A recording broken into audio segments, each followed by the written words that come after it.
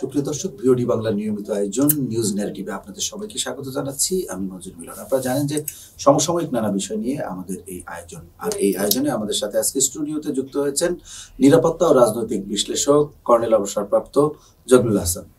আপনাকে ভিওডি বাংলার স্টুডিওতে স্বাগত জানাচ্ছি।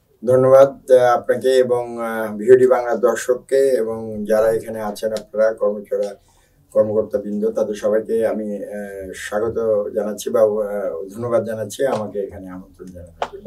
আমি আলোচনা শুরু করতে চাই আগুন লাগার ঘটনা নিয়ে।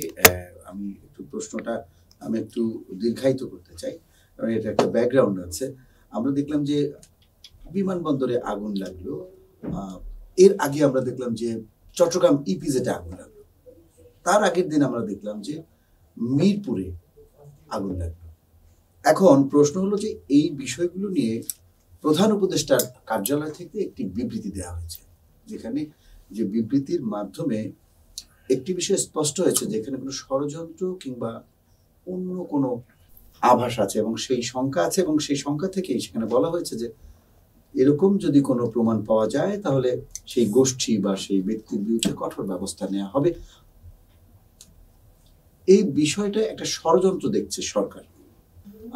এর আগে আমরা দেখলাম আন্তর্জাতিক অপরাধ ট্রাইব্যুনাল 25 জন অবসরপ্রাপ্ত এবং সার্ভিং অফিসারদের বিরুদ্ধে গ্রেপ্তারি পরোয়ানা জারি করলো বিভিন্ন অপরাধের দায়ে। আপনার কি মনে হয়, কি মনে হয় পুরো ঘটনাগুলো?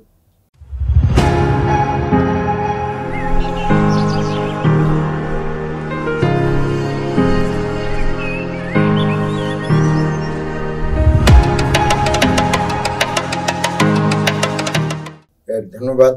তো আজকে বিমানবন্দর পৌঁছে আমি নিজেও দেখলাম, খুব খারাপ লেগেছে।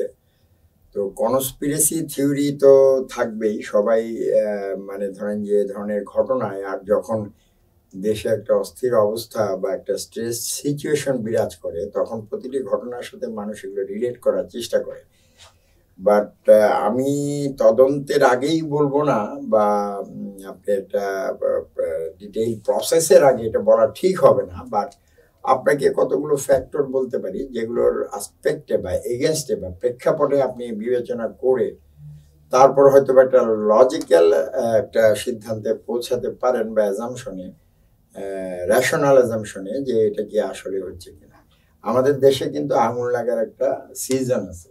এটা কি সেই সিজন, বা সেই সিজন হলে ধরেন যে স্থাপনাগুলোতে আগুন লাগছে, আগে আমরা আমাদের যে একটা আগুন লাগার কিন্তু একটা প্যাটার্ন আছে বা ট্রেন্ডস আছে আমাদের দেশে, তাই না? শীতকালে বেশিরভাগ।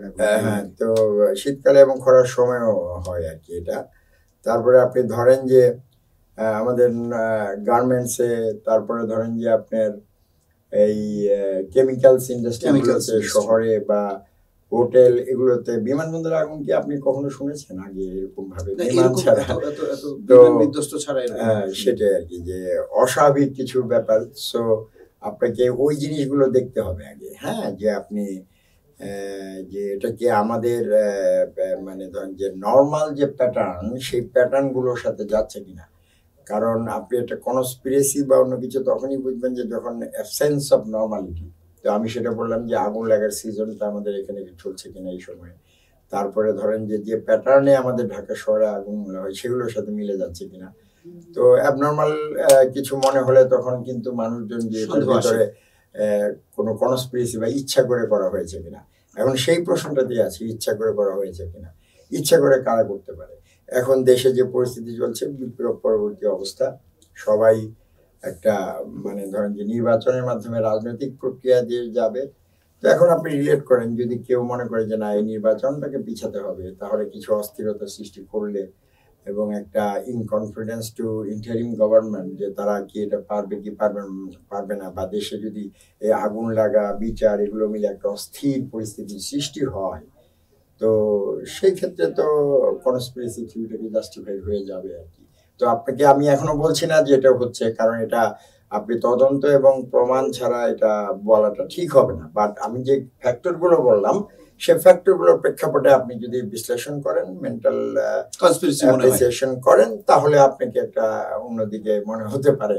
সেটাই বলবো। তাহলে এখানে কনস্পিরেসিটা কারা করেছে? এই তো ওই যে আমি এই বললাম ধরনের একটা এটা গুরুত্বপূর্ণ নিরাপদ এখন জায়গা। যারা নির্বাচন পেছাতে চাচ্ছে বা যারা চাচ্ছে যে নির্বাচনে তাদের দাবি, যে দাবি আছে, পিয়ারের দাবি আছে যাদের, বা যারা এটাকে ভাবছে যে পিছিয়ে গেলে বা তাদের জন্য সুবিধাজনক অবস্থা হবে, তারা এটা করতে পারে। হ্যাঁ, এটা একটা আপনি বললেন যে যারা চায় না নির্বাচন সঠিক সময় হোক, সঠিক সময় হোক, এটা একটা দিক আছে। কিন্তু আমি আমরা জানি যে ডোমেস্টিক ফ্যাক্টর বলছি। প্রশাসন সহ বিভিন্ন জায়গায় আমরা জানি যে বিগত সরকারের লোকজনও রয়েছে। সেখানে তাদের বিশ্বস্ত লোকজন রয়েছে, এবং আমরা জানি শেখ হাসিনা সেখানে বসেই দেশে অস্থিতিশীল পরিস্থিতি সৃষ্টির চেষ্টা ওই যে ওটা একটা বললাম যে, একটা তো বললাম যে নির্বাচন পেছানোর ব্যাপার, আর একটা হচ্ছে যে আমাকে ছাড়া নির্বাচন করা যাবে না, দেশে এই পরিস্থিতি হবে। এখন কেউ যদি সেটাও করতে চায়, ঠিক আছে, তো এটা হচ্ছে যে আমাদের ডোমেস্টিক পলিটিক্যাল পার্টিগুলোর স্টান্স থেকে বললাম। আবার আপনি যেটা আনলেন যে ধরেন যে এখানে ডোমেস্টিক ফ্যাক্টর কিন্তু এখন গ্লোবাল ওয়ার্ল্ডে আইসোলেটলি কিন্তু অনেক কিছু কন্ট্রোল বা ম্যানিপুলেটেড হয় না, ঠিক আছে, যে রিজিওনাল ফ্যাক্টর থাকে, জিও স্ট্র্যাটেজিক ফ্যাক্টর থাকে, সেগুলো দ্বারা নিয়ন্ত্রিত হয়। কারণ বাংলাদেশ ওই মায়ানমারের সাথে যুদ্ধ হবে কি হবে না, এটা কিন্তু বাংলাদেশ আর মায়ানমারের গভর্নমেন্ট বা সেনাবাহিনী ঠিক করে না, এটা কিন্তু নির্ধারণ করে চায়না, ইন্ডিয়া এবং ইউএস এর ইন্টারেস্টে ইন্ডিয়ান ওশন জোনে কিরকম বা কোন সময় এটাকে কিভাবে নিয়ন্ত্রণ করতে হবে, সেই ধরনের স্ট্র্যাটেজিক ডিজাইনের উপর ডিপেন্ড করে, এবং সেগুলো কিন্তু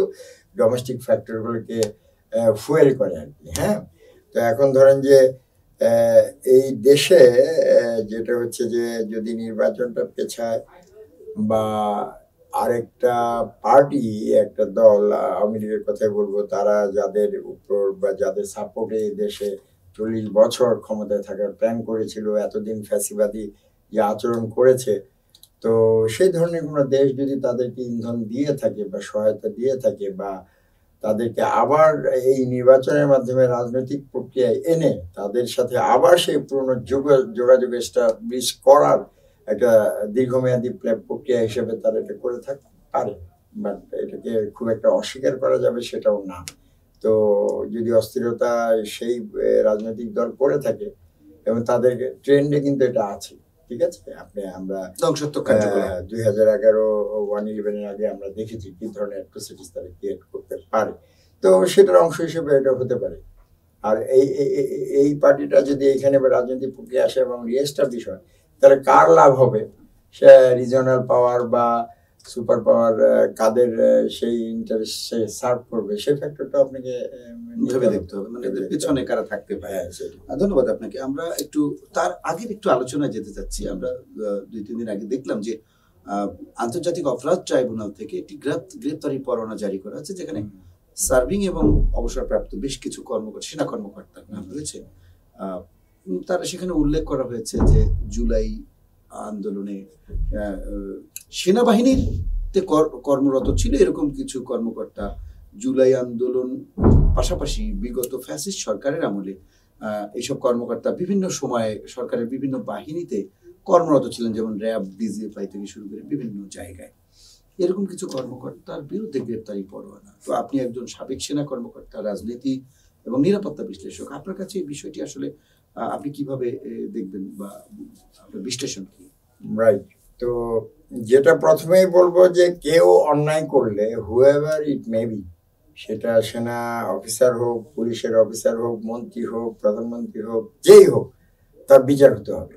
এবং গত 17 বছর ধরে আওয়ামী ফ্যাসিবাদের সহযোগী যে ধরনের সামরিক অফিসার যারা ছিলেন, তারা যে ধরনের ন্যাক্কারজনক কাজ করেছে, তারা যে ধরনের অপরাধ করেছে এবং তারা যে খুন এই সমস্ত কাজে জড়িত হয়েছে। যেমন ধরেন যে একটা কথা বলি, এই গুম শব্দটা ম্যানুয়াল অফ মিলিটারি লতে নেই যে এটা হলে কি হবে, কারণ আর্মি পারহ্যাপস যে ধারণাই করতে পারে নাই তার সদস্য বা অফিসাররা এই ধরনের একটা অপরাধে জড়িত হবে, যেটাকে ফ্যাসিস্ট সরকার, হ্যাঁ সেটাই, যেটা ফ্যাসিস্ট সরকার গত 17 বছরে এই তাবেদার মিলিটারি অফিসারদেরকে এইরকম একটা কাজেও জড়িত করিয়েছেন এবং তারা প্রফেশনাল কিলারের মতো কাজ করেছে। মানে এদের চরম শাস্তি হওয়া উচিত। নাও দ্য কোশ্চেন ইজ শাস্তিটা কি আইনগতভাবে হচ্ছে কিনা, এবং শাস্তিটা কি ফেয়ার হচ্ছে কিনা, এবং যে প্রসিডিউর বলা আছে সেনাবাহিনীর অফিসারদের জন্য সেই অনুযায়ী হচ্ছে কিনা, সেটা আপনাকে বিচার করতে হবে। এখানে কিছু কিছু জিনিস খুব সন্দেহের উদ্রেক করবে, বা কিছু বিষয় আছে যেগুলো আপনার ডিবেটেবল, কনফ্লিক্টিং। যেমন ধরেন আইসিটি এই যেটা আইন পরিবর্তন করেছে, হ্যাঁ, এবং এটা শুধু প্রথমবার না, আগেও করেছে এরকম। তো আপনার জুরিসপ্রুডেন্স কিন্তু মানে আইনের যে মহানুভবতা, সেখানে কিন্তু আপনাকে ভূতপূর্ব কোনো ঘটনার জন্য আইন পরিবর্তন করে তাকে বিচার করে এটা কিন্তু সমর্থন করে না। কারণ আমি জানি এই আইনটা এই অপরাধের জন্য প্রযোজ্য। এখন আমি একটা কাজ করেছি, সেটা ছিল না অপরাধের মধ্যে, সেটাকে আমি চেঞ্জ করে যদি এরকম করে থাকি, তো বা তার বিচার প্রক্রিয়া কিভাবে হবে সেটা যদি আমি পরিবর্তন করে নিয়ে আসি, তাহলে কিন্তু এটা একটা অন্যায় হলো। যারা এই এই আইনের এই ফ্রেমওয়ার্কে যারা সেনাবাহিনীতে ছিল। তো এখন যেটা হয়েছে যে সেনাবাহিনীর যে প্রেসক্রাইব রুল আছে, ট্রাইব্যুনালের অসঙ্গতি দেখছেন আপনি? হ্যাঁ, আমি তো এই আইন পরিবর্তনটাকে পরিবর্তন করে, কিন্তু আপনাকে আমি শাস্তি দিব, প্রেজেন্ট আইন আছে, এখন আমি একটা পরিবর্তন করলাম, করে আপনাকে সেটাতে অন্য একটা প্রসেসে নিয়ে আসলাম। এবং আপনি দেখেন কিন্তু এখানে কিন্তু একটা বিরাট ব্যাপার আছে, পরিবর্তন করা হয়েছে আন্তর্জাতিক আইসিটি। আপনি দেখেন এখানে একটা বিরাট ব্যাপার আছে যে আপনি অভিযোগ যখনই করবেন তখন তার চাকরিচ্যুতি হবে। আচ্ছা, এখন যদি পরে প্রমাণ হয় যে সে অপরাধী না, আবার চাকরি ফিরে পাবে। কেমনি ফিরে পাবে? তো তার যে এই প্রসেসটা অলরেডি তো সামাজিক সেনাবাহিনী তো চাকরি ফিরে তাকে চাকরি ফিরে অভিযোগের ভিত্তিতে তো না অভিযোগের ভিত্তিতে বলা আছে, বরখাস্ত করা হবে না, এটা বলাই আছে যে কোনো আপনি যে ওই ধারাটা যেটা হচ্ছে 20-এর কত ধারাটা যেটা চেঞ্জ করেছে আইসিটি অ্যাক্টের, যে সেটা পরিবর্তন হলে, সরি, সেটা থেকে যদি কোনো কাউকে, যদি কোনো সরকারি কর্মকর্তা, মন্ত্রী এবং পার্লামেন্টের সদস্য, তাদের এগেনস্টে যদি কোনো আইসিটি অভিযোগ দায়ের করে বা মামলা করে, প্রথমে তার চাকরিচ্যুতি হবে, এবং তার যে অবস্থান, সেই অবস্থান থেকে এমপি বা পার্লামেন্টের সদস্য তারা তাদের সেখান থেকে তাদের সেই অবস্থান থেকে হয়তো এই গত 17 বছর সুনির্দিষ্ট কিছু অপরাধের জন্য ওকে এটি করা হয়েছে। That is the point. সেনাবাহিনীতে কেউই কিন্তু এটাকে সমর্থন করবে না, এদিকে করে না, আমি নিজেও করি না। যেমন ধরেন যে আপনি জানেন, আগে বলেছিলাম যে আই এম অলসো এফেক্টেড, কারণ ফ্যাসিস্ট সরকার 2012 সালে, যেটা মেজর জিয়া ওই যে পালিয়ে আছে তার জন্য বাইরে গিয়েছিল, সেই 2012 সালে যে অভ্যুত্থানের কথা বলা হয়েছিল, এবং আমাদের মতো 50-60 জন অফিসারকে যে শেখ হাসিনা কে ক্ষমতা থেকে উৎখাতের জন্য মৌলবাদী অফিসারদের অভ্যুত্থান সেনাবাহিনী মানে নস্যাৎ করেছে, এইভাবে একটা প্রেস ব্রিফিং হয়েছে। তো আপনার কি মনে হয় আমি মৌলবাদী অফিসার?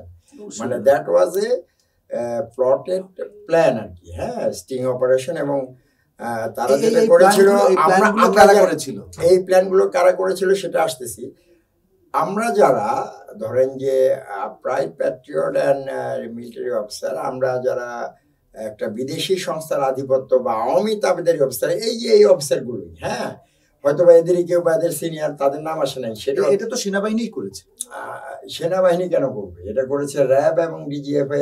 কুয়ের চেষ্টার কথা আমাকে বলেছে। ওই যে সেনাবাহিনীর ভিতরে কিছু তাবেদার অফিসার ছিল, এটা নিয়ে কিন্তু আসলে তদন্ত হওয়া উচিত, কারণ এটা নিয়ে কথা বলতে পারে না কেউ। কেন জানেন? যে ভিতরে সার্ভিং অফিসার আছে, এরা হয়তো এফেক্টেড হয়ে যাবে, তারা তো কথা বলতে পারবে না 40-50 জন। বাট সবচেয়ে বড় কেস ছিল এটা, 60 জন অফিসার যাদের একটা স্ট্যান্ড ছিল আমাদের, যে will not do politics and will not allow the politician to do politics in the army.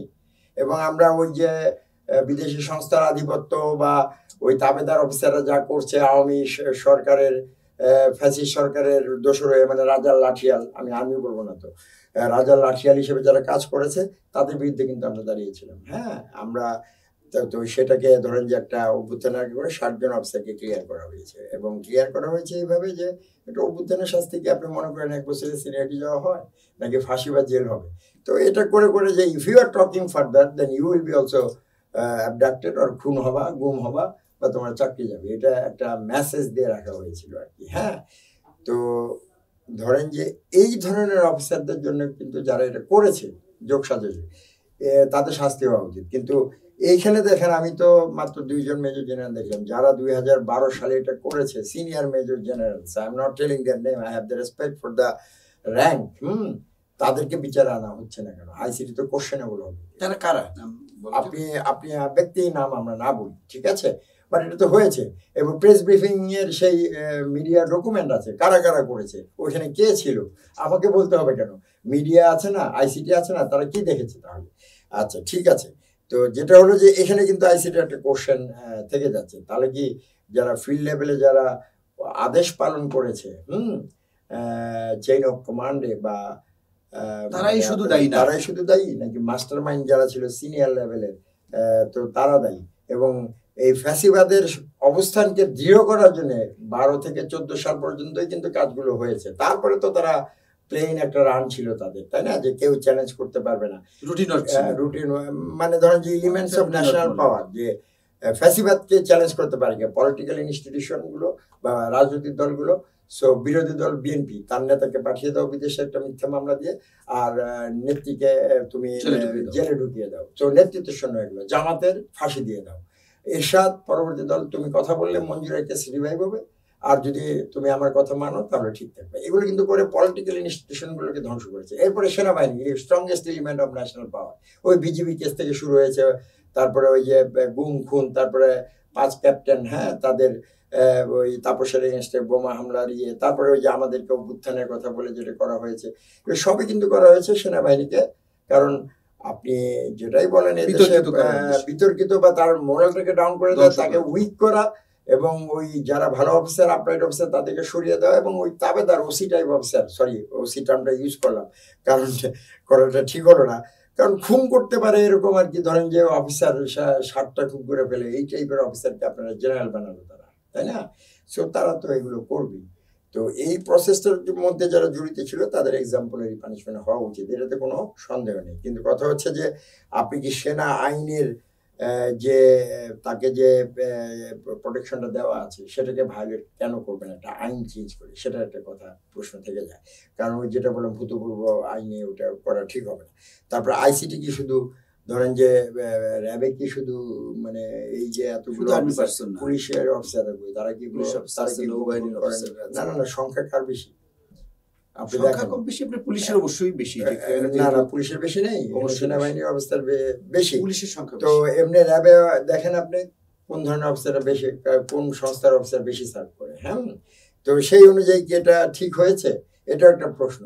তাহলে কি সেনাবাহিনীকে ইচ্ছা করে যেসব ঘটনাগুলো হয়েছে, হ্যাঁ, সেগুলো নেতৃত্বে যারা ছিলেন তারা কিন্তু আর্মি অফিসার ছিলেন না। আপনি যেমন 7 মার্ডার থেকে শুরু করে 7 মার্ডারটা ছিল, ঠিক আছে, কিন্তু আর আপনি কি র্যাবের যে অপারেশন গুলো হয় সেগুলো কি পুলিশ অফিসাররা যায় না? আমি বলছি না যায় না, আমি বলছি যে না না, আমি সেটাই বলছি যে শুধু কি একটা প্রতিষ্ঠানকে মানে একটা অস্থিরতা ক্রিয়েটের কথা যেহেতু বললেন, সেটি উচিত না। সেটাই, যেটা সমভাবে হয়েছে কিনা সেটাও বিচারের বিষয় আছে। তারপরে আইন পরিবর্তন করা হয়েছে। আর একটা হচ্ছে যেখানে সেনাবাহিনীর একটা প্রেসক্রাইব রুল আছে, সেনাবাহিনীও এটাকে কোনোভাবেই সাপোর্ট করবে না। আইসিটির কাছে যদি সুনির্দিষ্ট প্রমাণ থেকে থাকে, সেনাবাহিনীর কাছে সেনাবাহিনী থেকে কিন্তু আগে চাকরি থেকে চাকরি থেকেই বরখাস্ত করবে। র্যাঙ্ক অপসারণ তো পরের কথা আর কি, বরখাস্ত করে হ্যান্ড ওভার করবে। এবং সেনাবাহিনীর নিজস্ব কালচারে এই ধরনের অপরাধের কোনো সুযোগ নেই। বাট তারপরেও যদি এটা কোনো পলিটিক্যাল কারণে সেনাবাহিনীর হায়ারার্কি করে থাকে, সেটাও কিন্তু দোষ হবে, হ্যাঁ, যে না আমরা তাদেরকে প্রোটেক্ট করবো, বা এরা আগের ফ্যাসিবাদের দোষর ছিল, এবং সেনাবাহিনীর যে হায়ারার্কি তাদের মধ্যে সবাই প্রত্যেকটা প্রতিষ্ঠানের হায়ারার্কিতেই ধরেন যে আগের সরকারের প্রতিনিধিরা আছে, তো তারা যদি এটাকে প্রোটেকশন হিসাবে বা তাদের সেই সর্বত্রীয় অফিসারদেরকে প্রোটেকশন করার জন্য করে থাকে, তাহলে that will be very unfortunate.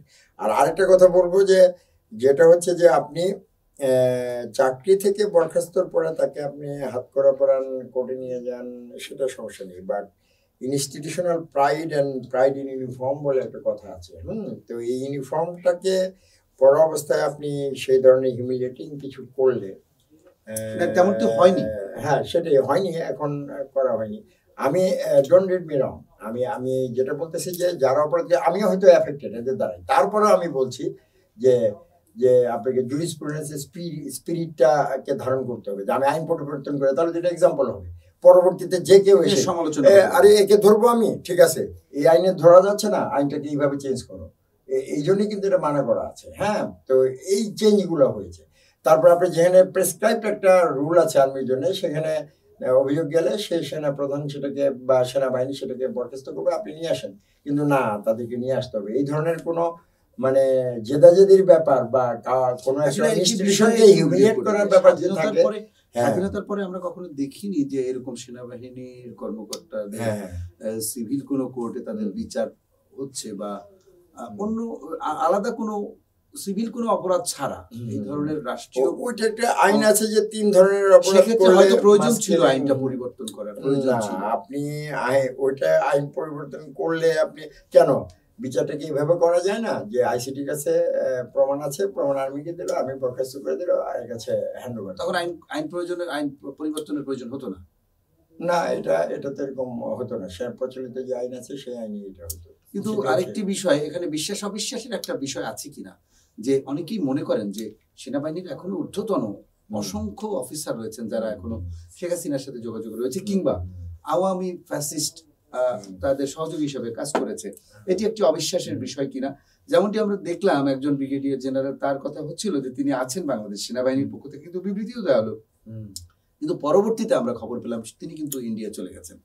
তাহলে এই যে অবিশ্বাসের জায়গা, হ্যাঁ, this is that important factor. আপনি যেটা বলছেন যে এখানে বিচারটা সঠিক হতো কিনা, যেখানে হায়ারার্কি মানে আগের ফ্যাসিস্ট সরকার দোষ, এবং সবচেয়ে আরো বাজে ব্যাপার যেটা হচ্ছে যে কিছু কিছু জেনারেল পালিয়ে গিয়েছেন।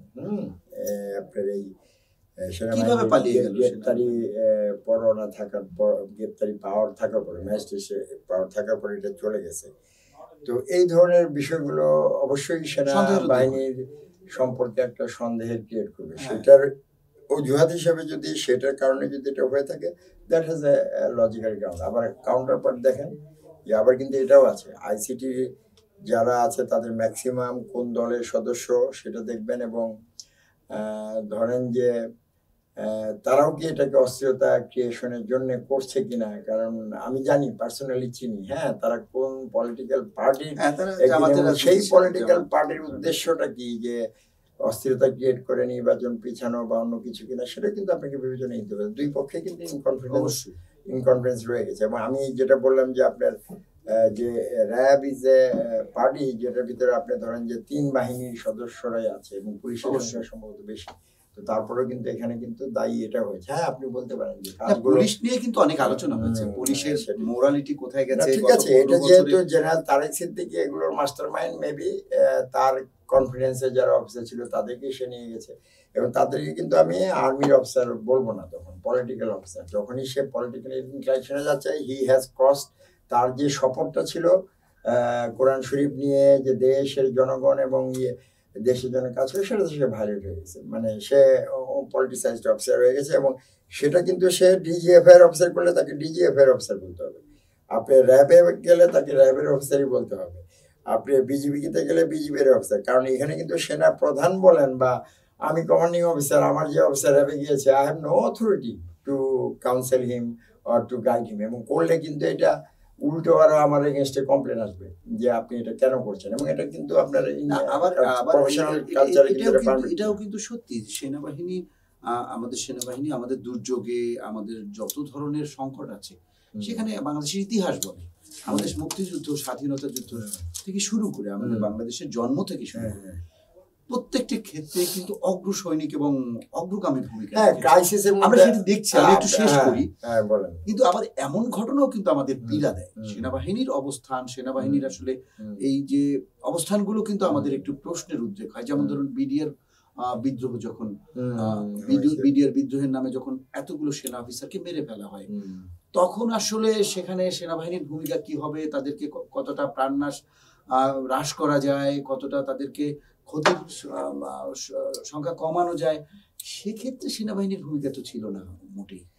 সেনাবাহিনীর ভূমিকা ছিল না, সেটা হচ্ছে leadership failure of the military. আমি বলবো সেনা প্রধানের সেটা মানে আপনার শেখ হাসিনা বলেন বা পলিটিক্যাল লিডারশিপ যারা ছিল তখন এই ঘটনার নিয়ন্ত্রণ যারা নিয়েছিল তাদেরকে বোঝানো উচিত ছিল যে ম্যাটারটা আর পলিটিক্যাল ডোমেনে নেই, এটা মিলিটারি ডোমেনে চলে আসছে। কিভাবে আমি আপনাকে বলি, আগে রাজার ছেলে যখন সেনাপতি হতো তখন কিন্তু সে পলিটিক্সটাও ডিল করতো, মিলিটারি স্ট্র্যাটেজিও ডিল করতো, তাই না? যখন অপারেশনাল আর্ট আসলো, থিয়েটার ওয়ার বড় হয়ে গেল।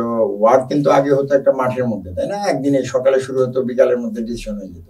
যখন ওয়ার লেন্দি হয়ে গেল, ট্রেঞ্চ ওয়ারফেয়ার আসলো, অপারেশনাল আর্ট শুরু হলো, তখন কিন্তু সেনা প্রধান রাজার ছেলে আর থাকলো না। তো তখন কিন্তু আপনি ধরেন যে political domain and military domain এই দুটোর মধ্যে একটা ডিফাইন লাইন করার প্রয়োজন আসলো। এটা কোন জায়গায় হয়? The moment bullet is fired the military domain starts. আপনি বিজিবিতে ধরেন যে যদি তারা আটকিয়ে রেখেও বলতো যে ঠিক আছে আলোচনা করবো, আমাদের দাবি আছে, it is within the political domain, আপনি আলোচনা করেন। অবশ্যই তো দ্য মোমেন্ট কিলিং শুরু হয়ে গেছে। তাহলে এটা কেন বুঝলো না? যেখানে না না, এটা সেই জন্য আমি বলবো, আমি তো সেটাই বললাম, আমি মনি আহমেদকে তো এটা বলেছিলাম, যে কারণে হয়তো আমার কনসিকুয়েন্স এরকম হয়েছে, this is complete military leadership failure. আপনি 71-এ দেখেন যখন যেটা হলো যে ইন্দিরা গান্ধী যখন সিকিউরিটি ক্যাবিনেটে বললো যে আমি জুলাইয়ের দিকে না সেপ্টেম্বরের দিকে সোলজার ঢুকাবে, সবাই বাহবা দিচ্ছিল মানবতার পক্ষে। ইট ওয়াজ মানেকশ। সে বলছে যে ম্যাডাম আপনি যদি ডিফিট চান তাহলে এখন ঢুকান, আর যদি উইন চান তাহলে সেপ্টেম্বরের পরে ঢুকান। হ্যাঁ, এরকম বলেছিল। জুলাইয়ের দিকে হয়তো বা ইন্দিরা ওপিনিয়ন দিয়েছিল। সো তখন উনি বলেছিল ঠিক আছে আপনারা সবাই চলে যান, আপনি বসেন মানেকশকে। তো মানেকশর ফার্স্ট কথা কি ছিল জানেন? উনি তো সুইটি বলতো আর কি, Sweety should I sign the resignation letter? তো ইন্ডিয়া ওয়াজ স্টুডেন্ট, সে বলছে যে না আপনি বলেন, কেন বললেন? তখন মানেকশ বলতেছিল দেখেন এখন বাংলাদেশে বর্ষা, আমার ট্যাঙ্কগুলো যাবে আটকায় যাবে, পাখির মতো আমার সোলজাররা মারা যাবে, আমার অফিসাররা মারা যাবে। মাউন্টেন ব্যাটালিয়নকে আমি যদি নিচে নামে এখানে বাংলাদেশে পাঠাতে যাই 3 মাসের ট্রেনিং লাগবে, উইদাউট ট্রেনিং আমার এরা ডিফিটেড হবে এবং এরা পাখির মতো মারা যাবে। হ্যাঁ, তো একটা সেনা প্রধান বা সেনা লিডারশিপে সে তো কারেজ থাকতে হবে। মনি আমাদের কি সে কাজ ছিল? এখন উনি বড় বড় কথা বলে। হ্যাঁ, তো ইট ওয়াজ his failure and his accomplice's failure, or he was part of that conspirator. হ্যাঁ, তো কথা হচ্ছে যে তো 10 মিনিটসের অপারেশন ছিল, মানে ওরা 2টা গেট আটকে রাখছে আর কোয়ার্টার গেট, আপনি 10 দিক দিয়ে 10টা ট্যাঙ্ক ঢুকাবেন, 10টা গেট হয়ে যাবে। তিন বাহিনী প্রধানকে হেডকোয়ার্টারে নিয়ে প্রধানমন্ত্রী আটকে রেখেছেন বলতে গেলে এক ধরনের। সো এইখানে তার স্ট্যান্ড নেওয়া উচিত ছিল, তার অফিসারদের জন্য, তার ট্রুপদের জন্য, সেটা সে নেয় নাই। এটা মিলিটারি লিডারশিপ ফেইলিউর। এবং এই ধরনের সিচুয়েশনে যখন ফেইলিউর হয় লিডারশিপ, তখন ওইটাই বোঝানো উচিত ছিল। পরের অফিসারদের আসলে করণীয় কি থাকে? পরের অফিসারদের কি করা থাকে? ওই যে তখন ক্ষোভে ফুসে বা কান্নাকাটি করে, এবং তখন প্রতিষ্ঠানের প্রতি লিডারশিপের প্রতি মানে ধরেন যে আপনার কনফিডেন্স চলে যায়, ইনস্টিটিউশনাল প্রতি চলে যায় যে আমার কমরেডকে আমি রক্ষা করতে পারি। তখন তারা অল্টারনেটিভ লিডারশিপ, ওই জিয়া যে পালিয়ে গেছে বা 64 জন অফিসার, এই জন্য তারা আমাদেরকে লিডার বানিয়ে একটা প্ল্যান করেছিল। শোনা যায় যে তারা তাদের প্ল্যানেতে ছিল ফুল কর্নেল এনে সবাইকে সরিয়ে দিবে। ঠিক আছে, তো এগুলো অনেক ধরনের ব্যাপারও আছে আবার। তো ওই যেটা বললাম যে একটা ইনস্টিটিউশনাল প্রাইড তখন নষ্ট হয়ে যায়, লিডারশিপের উপর আস্থা নষ্ট হয়ে যায়, তখন কিন্তু ওই যে কমান্ড স্ট্রাকচার বা ইফিসিয়েন্সি কমে যায়। আপনি জার্মান একটা মিলিটারি বইয়ের কথা বলি, দে আর দ্য মানে ওয়ার্ল্ডস বেস্ট আর্মি করা হতো, সেখানে কিন্তু বলা আছে যে একটা আর্মির স্ট্রেংথ 3টা ফ্যাক্টরের উপরে ডিপেন্ড করে। একটা হচ্ছে আপনার ম্যাটেরিয়াল স্ট্রেংথ, যেটা হচ্ছে অস্ত্র গোলা বারুদ বা কি আছে। 2 নাম্বার হচ্ছে ট্রেনিং স্ট্রেংথ বা ইফিসিয়েন্সি স্ট্রেংথ, যেটা হচ্ছে ট্রেনিংয়ের উপরে ডিপেন্ড করে। হ্যাঁ, আর 3 নাম্বার হচ্ছে মোরাল স্ট্রেংথ বা স্পিরিচুয়াল স্ট্রেংথ। এবং বলা আছে যে আপনার 1 আর 2 ম্যাটেরিয়াল এবং ট্রেনিং এর যেটা কম থাকলেও যদি স্পিরিচুয়াল কজ বা সেই জিনিসটা কারো সেনাবাহিনীর ভিতরে থাকে, সেটা কিন্তু উইন করে। আপনার ইসলামী যুদ্ধে আছে, 71-এ আছে, ভিয়েতনামে আছে, আফগানিস্তানে আছে, হ্যাঁ সব জায়গায় আছে। তো এই মোরাল অ্যান্ড স্পিরিটটা যখন নষ্ট হয়ে যায়, তখন একটা সেনাবাহিনী ধ্বংস হয়ে যায় বা তার পাওয়ার অফ ফাইট। এই যে ধ্বংস হওয়ার জায়গাটা আসি আমরা, তাহলে এই যে গত 17 বছর এই সেনাবাহিনীকে এইভাবে মোরাল যে স্ট্রেংথ সেটাকে ধ্বংস করা হয়েছে, সেটা তো অস্বীকার করা যাবে না। এবং আমি তো বললামই আপনাকে, এটা রাজার লাঠিয়াল বাহিনী। সেই জায়গা থেকে আপনি সেনাবাহিনীকে উত্তরণে আসলে আপনার কি করার? আবার এখানে একটা বিরাট প্রশ্ন আছে, বিচার তো করতেই হবে। এরা কারা করেছে এটা? এরা কিন্তু আওয়ামী তাবেদার অফিসার। সেনাবাহিনী মানে 90% আমার সাধারণ সোলজার আছে, তারা কিন্তু এই ধরনের কনস্পিরেসিতে জড়িত হয় নাই। তাদের বাড়ি থেকে কিন্তু 100 কোটি টাকা পাওয়া যায়নি। তারা কিন্তু কেউ ওই যে 7 জনকে একসাথে খুন ওরকম করে নাই। এবং সেনাবাহিনীতে এই যে গুটি কয়েক 25% to 50% অফিসার হবে যারা, হ্যাঁ, যারা একদম ওই সেটাই বললাম যে পলিটিক্যাল কিছু তো একদম মানে এই 25 জন আর কি সেনাবাহিনীতে। আপনি যদি 3000 4000 অফিসার ধরেন, কত এরা হচ্ছে আপনার একদম মানে ডাই হার্ড এবং ধরেন যে খুন করতে বলে খুন করে আসবে। এরপরে কিছু ছিল সাপোর্টার, হ্যাঁ, যারা সাপোর্ট করেছে। কিছু ছিল আবার ধরেন যে ওই সাপোর্ট উপরে উঠার জন্য, আবার কেউ আছে নিজেকে প্রতি ডিফেন্ড করার জন্য, কারণ গুম খুন হয়ে যায় কিনা, হ্যাঁ, তো সেরকমও আছে। এবং এদিকেও আবার কিছু আপরাইট অফিসার আছে যারা। তো এটাকে আপনি যদি টোটাল সেনাবাহিনী বলেন সেটা ঠিক হবে না। আর যেটা হচ্ছে অর্গানাইজেশনাল কালচারে, সেনাবাহিনীর অর্গানাইজেশনাল কালচারে এটা কোনোদিনও সাপোর্ট করবে না। বাট এটা ডিজিএফআই পলিটিসাইজড হয়েছে, র্যাব পলিটিসাইজড, আপনার অন্যান্য যে ইন্টেলিজেন্স অর্গান আছে এগুলো পলিটিসাইজড, এবং এটা ফ্যাসিস্ট সরকার ইচ্ছা করে করেছে। এবং এটার মাস্টার মাইন্ড ছিল তারেক সিদ্দিকী, এবং সিনিয়র জেনারেলরা আছে যারা কিছু করেছে, তাদেরকে অবশ্যই আপনার বিচারের আওতায় আনতে হবে। আদারওয়াইজ এই আইসিটি এটা যেটা করছে এটা নিয়ে কোশ্চেন হতে পারে। অবশ্যই আমরাও সেটি প্রত্যাশা করি যে বাংলাদেশের সেনাবাহিনী একটি বাংলাদেশের একটি পবিত্র ইনস্টিটিউশন, যে দেশের সংকটকালে তারা সবসময় এগিয়ে আসে। আমরা চাইবো যে এই প্রতিষ্ঠান কোনোভাবে যেন বিতর্কিত না, কোনো ধরনের অসঙ্গতি ছাড়াই যেন বিচারটি হয়। আমরা অন্য আলোচনায় আসতে যাচ্ছি। যেমন ধরুন এখন বাংলাদেশে যে ইস্যুটি সবচেয়ে বড় ইস্যু হওয়ার কথা ছিল, এখনো হয়তো সেই রকম নাই, যেহেতু আগুন লাগার মতো একটি খুবই বড় ধরনের একটা ঘটনা, কারণ এটি ছোটোখাটো কোনো ঘটনা নয়। এর আগে আমরা 16 জন মৃত্যুর ঘটনা দেখেছি। তো এখন আমরা যে দেখলাম যে জুলাই সনদ স্বাক্ষর হলো, সেখানে জামায়াতের অনেক ধরনের হুমকি ধামকি বলবো না, আমি বলবো যে তাদের অনেক আলটিমেটাম ছিল, যা তারা পিআর পদ্ধতি ছাড়া জুলাই সনদ স্বাক্ষর করবে না, এনসিপিও করবে না। তো পরবর্তীতে আমরা দেখলাম জামাত অনুষ্ঠানে ছিল এবং তারা সেখানে জুলাই সনদ স্বাক্ষর করেছে। আপনার কি মনে হয় আগামী নির্বাচনে একটি ইতিবাচক কোনো ইঙ্গিত আপনার বিশ্লেষণ কি? না, জামাত তো এখন ধরেন যে সিচুয়েশনের কারণে এখন দ্বিতীয় বৃহত্তম দল হয়ে দাঁড়িয়েছে, তাই না? যেহেতু আওয়ামী লীগ সাসপেন্ডেড এবং জাতীয় পার্টি যেহেতু দুর্ভাগ্যজনকভাবে তারা আওয়ামী লীগের সহযোগী ছিল, সেই হিসেবে তাদের ফেট কি হয়, সেক্ষেত্রে জামাতের অবস্থান কিন্তু এখন মানে র্যাঙ্কিংয়ে যদি বলেন সেই 2 নম্বরে আছে। এবং তারা কিন্তু 2 নম্বরের থেকে প্রধান বিরোধী দল হবে এটাও স্বপ্ন দেখছে না, তারা ক্ষমতায় যাওয়ারই স্বপ্ন দেখছে। এবং তাদের যে স্ট্র্যাটেজিটা মাস স্ট্র্যাটেজি যেটা বলে আর কি, আপনার ইনসার্জেন্সি বা রেভলিউশনের, এরা কিন্তু বিগত স্বাধীনতা পরবর্তী সময় থেকে ধরেন যে এরা বিভিন্ন অর্গানাইজেশনে বিভিন্ন জায়গায়, আজকে তাদের ভিসি সব, আজকে তাদের ইনস্টিটিউশনাল হেড, আজকে আপনার আর্মিতে একটা পর্যায়ে অনেকেই চলে আসছে এরকম। তো এই যে প্রতিটা প্রতিষ্ঠানে যখন তারা এরকম মাস লেভেলে এবং এই বিপ্লবের পরে আপনি দেখেছেন সব জায়গায় কিন্তু তাদের অনেকের আদি মানে কি বলে কি পজিশনগুলোতে কিন্তু তাদের অনেকে অবস্থান নিয়েছে, এবং তারা কিন্তু এখন সেরকম ধরনেরই একটা পরিকল্পনা দেখছে। বাট এই দেশে কিন্তু যদি আপনি নর্মাল ভোট হয় সেক্ষেত্রে জামাতের কিন্তু আসার সম্ভাবনা কম, ঠিক আছে? বাট আবার কিছু ফ্যাক্টরও আছে। এই বিপ্লবের পরে কিন্তু একটা সিচুয়েশন মনে হয়েছে, জনগণ চাঁদাবাজি পছন্দ করছে না, ট্র্যাডিশনাল সে পলিটিক্স পছন্দ করছে না, তারা চাচ্ছে শিক্ষিত এক্সপেকটেশন, সবার এক্সপেকটেশন। যদিও রাজনৈতিক ক্ষেত্রগুলোতে সে কালচার পরিবর্তন হয়েছে কিনা, কারণ আমি এখন গ্রামেও যাই পলিটিক্সের কারণে, ঢাকায়ও থাকি, তো আমি 2টা লেভেলেই জানি। একটা সেগমেন্ট আছে যারা পার্টির আদর্শ থেকে বিচ্যুত এবং তারা সিন্ডিকেটের রাজনীতি করে, মাসেল পাওয়ারের রাজনীতি করে, নতুন কাউকে স্পেস দিবে না, নতুন কাউকে ঢুকতে দিবে না। ইট ইজ তাদের একটা সিন্ডিকেটেড বাণিজ্য, এখানে কেন যেও না আসতে পারে, আমরা এটা দখল করেছি, আমরা এটাতেই থাকবো, এই ধরনের একটা কালচার আছে। যেমন আমি বিএনপির কথা বলি, বিএনপি বহুদলীয় গণতন্ত্রে বিশ্বাসী, তাই না?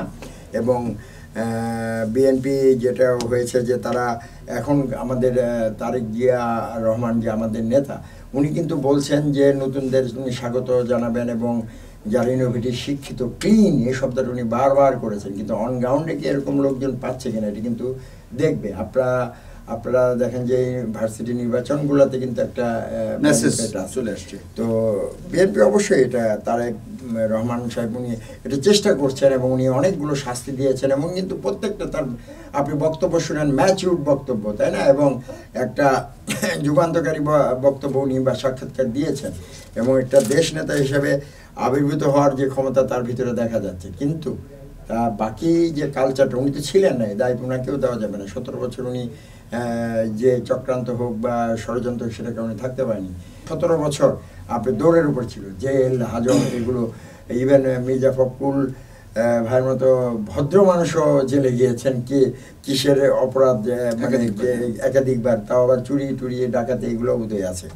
তো তারাও কিন্তু তাদের কর্মীদেরকে বা সদস্যদেরকে সেই লিডারশিপটাতে কিন্তু ইনফ্লুয়েন্স করতে পারেনি, সেই সুযোগ পারেনি। তো এই ধরনের ক্ষেত্রে কি হয়েছে, এই সিন্ডিকেটটা আরও বেড়েছে। কিছু জিনিস আছে যেমন 17 বছরে বিএনপির সমস্ত কর্মীদের হয়তো ঘর বাড়ি দোকানপাট এগুলো দখল করা হয়েছিল, সেগুলোর 1/3 যদি রিক্যাপচার করে থাকে সেটাও কিন্তু আসতেছে বিএনপি ভায়োলেন্স হিসাবে আসতেছে। কিন্তু এটা কিন্তু তারই, যেটা আওয়ামী লীগ বা ফ্যাসিবাদের লোকজন এটাকে দখল করেছে। তো সেটাও কিন্তু এইখানে ওইভাবে আসছে।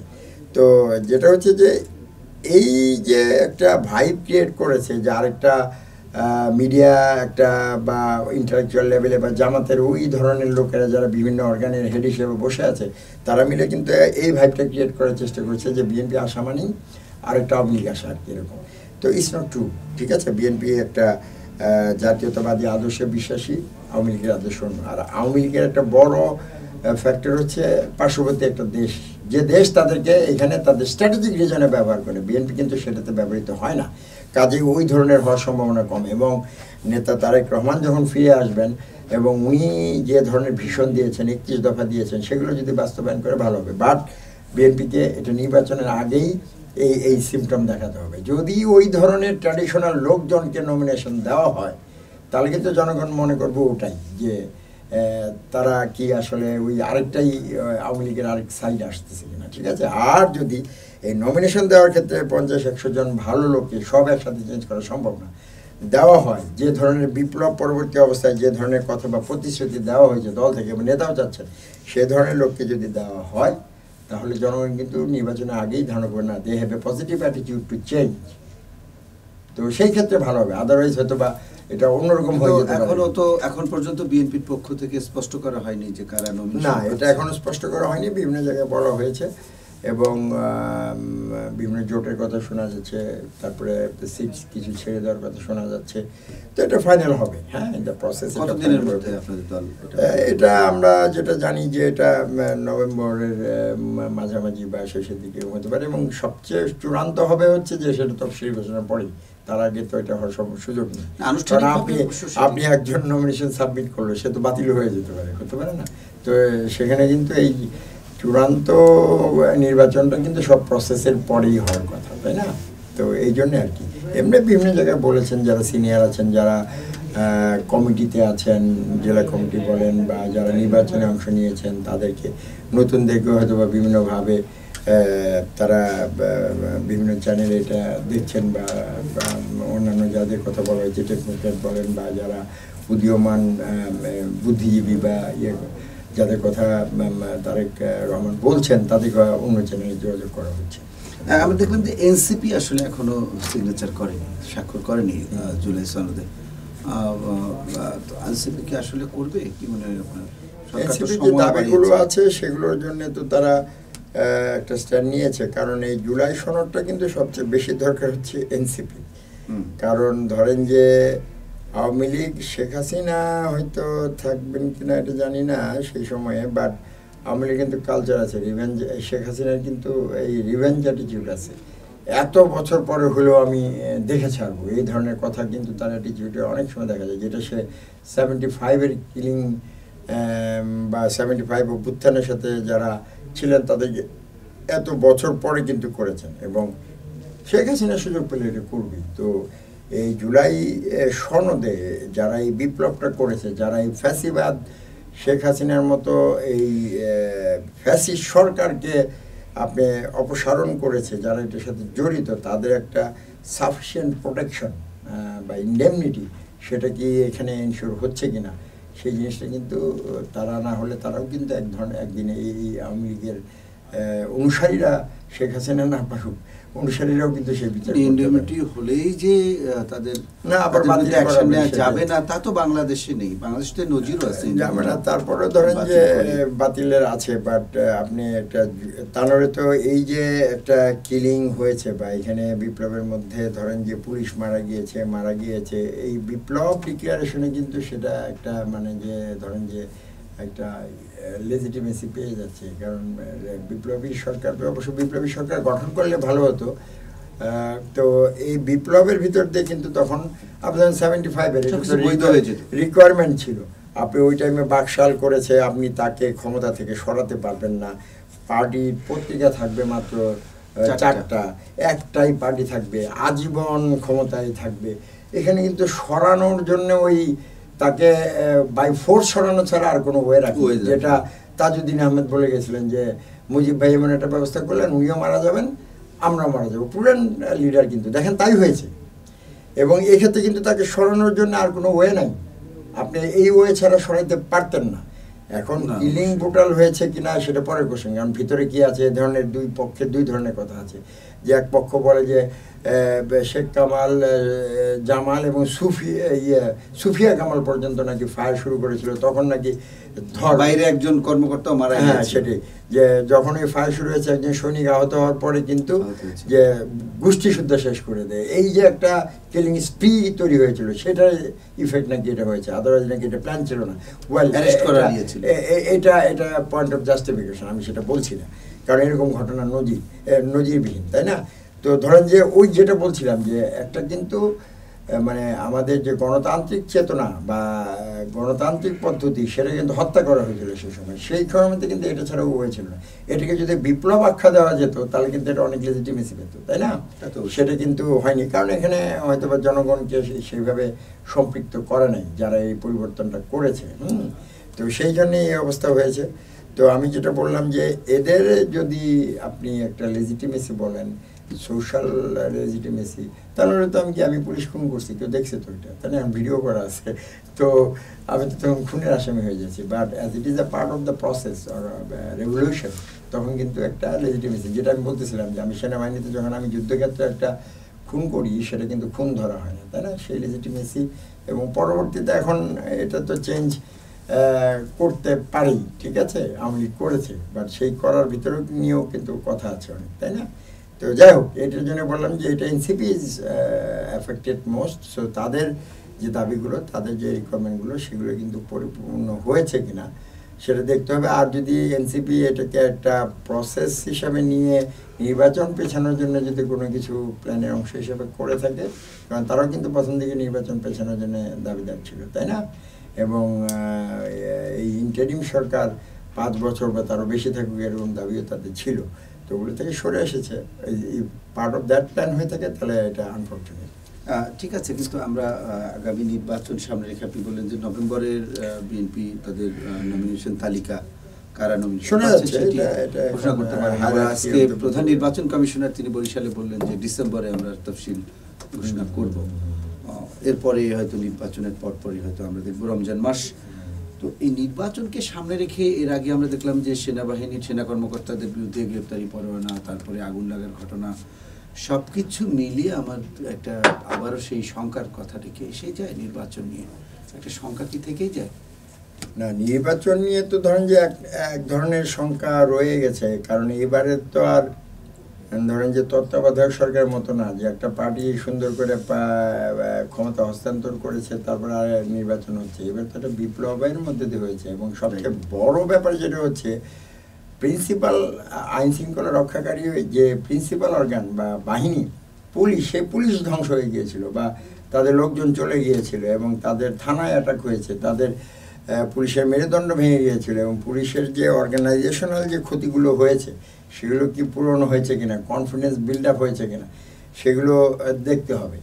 তো এক ধরনের ধরেন যে আপনার পুলিশের এই অবস্থা, তারপরে ধরেন অস্ত্রগুলো ফেরত পাওয়া গেছে কিনা, কালো টাকা, একটা কালো টাকাও কি উদ্ধার হয়েছে, তো সেটি আবার আর্মি ওয়াজ স্টেবল, তাকেও ধরেন যে এই ধরনের একটা কালো টাকা এখন আর উদ্ধার হয় না, এখন কালো টাকা আচ্ছা ঠিক নাই আছে, হয়ে যায়।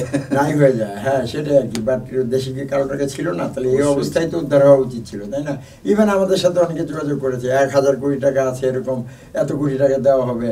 তো আমরা তো যারা জানি পালিয়ে গেছে তারা নিশ্চয়ই কালো টাকা ব্যবহার করে পালিয়ে গেছে। ব্যবহার করে পালিয়ে গেছে, পুরোটা নিয়ে যাওয়া সম্ভব? আপনি 1,000 কোটি টাকা যদি আপনি থাকে, কালো টাকা আপনি নিয়ে যেতে পারবেন? বা অবশ্যই box এ কাউকে করে? দিয়ে তারপর বাকিটা নিয়ে এইটাই, যেতে এবং পারবে। এটা কিন্তু সোশ্যাল ইয়েতে আমরা পেয়েছি এরকম, যে আমাদেরকে ইনডাইরেক্টলি হলেও হয়তো বা চেক করতো যে কিভাবে এটাকে অর্ধেক দিলে আপনারা করে দেবেন কিনা, এরকম এই ধরনের অফার বা সেনাবাহিনীর কাছে হয়তো বা এরকম ছিল অফার টফার। কিন্তু কথা হচ্ছে যে এটা তো উদ্ধার হয়নি, বাট দেয়ার ওয়ার ব্ল্যাক মানি।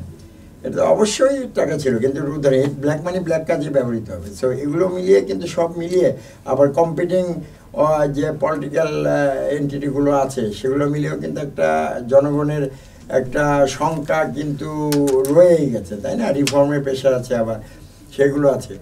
তো সব মিলিয়ে কিন্তু ওই ইন্টারিম গভর্নমেন্ট যেভাবে বলছে যে ফাইনেস্ট ইলেকশন এবং এটা করবো, এটাকে আপনি বিশ্বাস করেন? আমার ভিতরে সংখ্যা এখন পর্যন্ত সেই আস্থাটা আমার তৈরি তো হয়। সেটাই, এখন তারা এটা আবার বলছে কেন তারা এটা বলছে, এটাও তো আরেকটা সন্দেহজনক ব্যাপার। হ্যাঁ। যে আমি কি এটা বলছি এই কারণে যে পরবর্তীতে না হলে বলতে পারি যে আমি তো চেয়েছিলাম ফাইনান্স ইলেকশন করতে পারি, এরাই তো করতে দিল না।